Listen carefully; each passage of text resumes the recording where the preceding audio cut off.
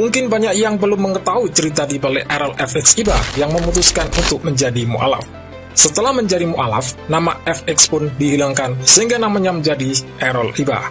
Tentu saja, proses yang dilaluinya untuk memeluk agama Islam tidak terjadi secara instan. Menurut pemain berusia 40 tahun itu, banyak hal yang membuatnya tergugah untuk memeluk agama Islam. Diceritakan Errol, sebelum memutuskan masuk Islam, nuansa agama Islam telah dirasakannya sejak 1998. Itu ketika pertama kali dirinya menginjakkan kaki di kota Padang untuk memperkuat semen Padang.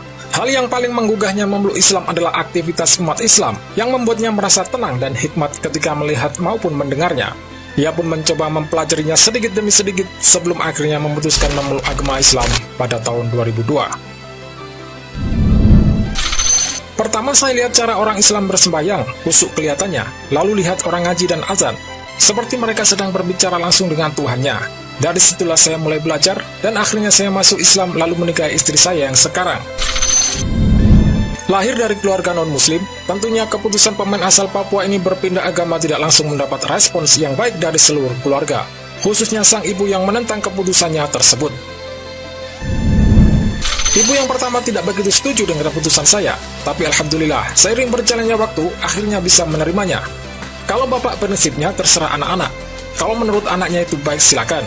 Bahkan beliau pesan setelah masuk Islam jangan lupa sembahyang, berperilaku yang baik. Karena apapun agamanya kalau perilaku tidak baik, tetap sama saja tidak akan menjadi orang yang baik.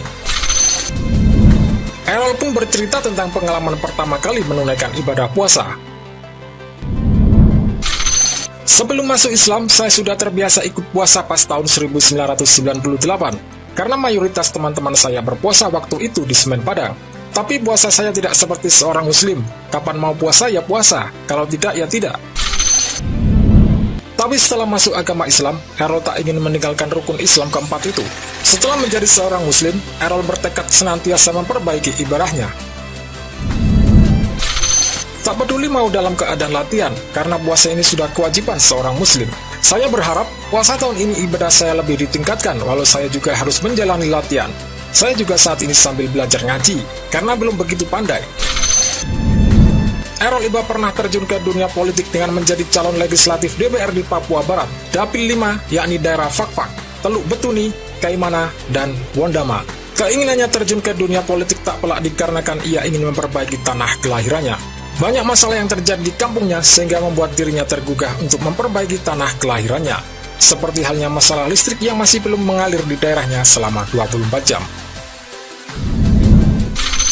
Contoh di kampung saya di Fakfak, Papua Barat, lampu baru menyala pada pukul 18.00 WIT, kemudian sudah mati lagi pukul 03.00 WIT. Banyak masyarakat yang belum menikmati listrik selama 24 jam. Untuk itu, Errol pun mencalonkan diri sebagai caleg dari Partai Nasdem dalam pemilihan legislatif 2019. Saat ini, belum ada kabar apakah Errol Iba berhasil mewujudkan impiannya sebagai anggota DPRD atau tidak. Andai Errol gagal pun, ia akan kembali melatih di SSB Babo Bintuni yang dia punya.